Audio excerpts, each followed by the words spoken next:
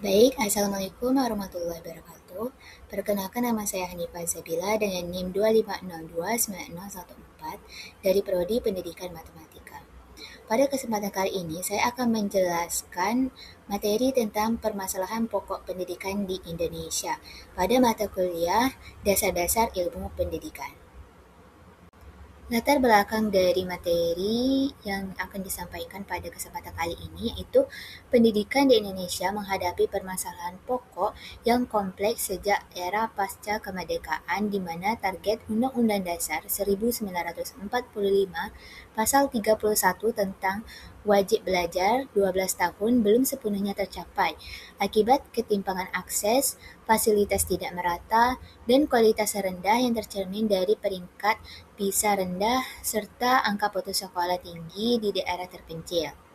Masalah seperti pemerataan, kuantitas, kualitas, efisiensi, efektivitas, relevansi, serta kekurangan tenaga pendidik menjadi isu struktural yang menghambat pembangunan SDM yang unggul, sehingga memerlukan reformasi holistik untuk mewujudkan pendidikan berkualitas bagi seluruh anak bangsa. Permasalahan yang pertama yaitu pemerataan. Pemerataan pendidikan di Indonesia menjadi permasalahan pokok karena kesenjangan akses antar wilayah. Dengan data Kemendikbudristek pada tahun 2023 menunjukkan rasio partisipasi sekolah atau APS di Papua hanya 70%, sementara di Jawa mencapai 95%. Disebabkan infrastruktur buruk di daerah 3T, yaitu terdepan, terluar, dan tertinggal. Biaya transportasi tinggi dan diskriminasi etnis sosial. Program seperti BOS dan afirmasi belum optimal karena korupsi dan alokasi anggaran tidak profesional. Membuat kesempatan belajar yang sama belum bisa dinikmati semua peserta didik, sehingga kesenjangan kualitas sumber daya manusia antar wilayah terus melebar. Yang kedua yaitu kuantitas. Permasalahan kuantitas muncul karena ketersediaan sarana, prasarana, dan tenaga pendidik tidak sebanding dengan jumlah penduduk serta kebutuhan pendidikan. Kualitas pendidikan masih menjadi isu krusial dengan jumlah sekolah dan guru yang tidak seimbang terhadap populasi siswa 50 juta lebih. Terhadap 1.000 satuan pendidikan baru dibutuhkan di pedesaan, sementara over capacity di kota besar mencapai 20%. Wajib belajar 12 tahun hanya tercapai 60% karena putus sekolah akibat kemiskinan dan pandemi COVID-19 yang menutup 10% sekolah sementara. Menghambat target SDGs 4 tentang pendidikan inklusif universal.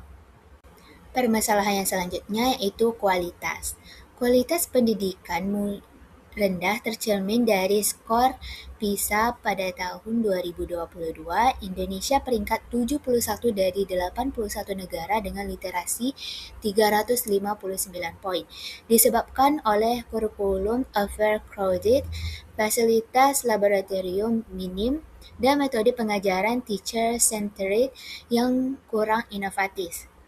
Survei World Bank pada tahun 2023 menyoroti 50% siswa kelas 5 tidak mahir membaca sederhana. Pembelajaran lebih banyak menekankan hafalan dan teori, jarang melatih kemampuan berpikir kritis dan kreatif peserta didik, sehingga siswa sulit memahami materi secara mendalam dan tidak memiliki keterampilan yang dibutuhkan untuk menghadapi perkembangan zaman. Permasalahan yang selanjutnya yaitu efisiensi. Efisiensi pendidikan terganggu oleh pemborosan anggaran di masa alokasi APBN, di mana alokasi APBN 20% untuk pendidikan yang berjumlah 665 triliun rupiah pada tahun 2023 banyak terbuang pada birokrasi berlapis, proyek infrastruktur mangkrak, dan kurangnya monitoring digital. Dengan efisiensi hanya 60% menurut BPK. Program Merdeka Belajar belum terintegrasi penuh menyebabkan duplikasi sumber daya. sehingga tujuan peningkatan mutu pendidikan tidak tercapai secara maksimal. Selanjutnya ada permasalahan tentang efektivitas. Efektivitas pendidikan diukur rendah karena ketidaksesuaian input dan outputnya, seperti 70% guru bersertifikat, tapi hanya 40% siswa mencapai kompetensi minimum nasional. Akibat kurangnya asesmen berbasis kompetensi dan intervensi remedial. Dampak pandemi menurunkan efektivitas 25% akibat PJJ tanpa gadget di 40% rumah tangga pedesaan. Akibatnya, hasil pendidikan yang dicapai tidak sesuai dengan target yang direncanakan dan tidak memberikan manfaat maksimal bagi siswa maupun masyarakat.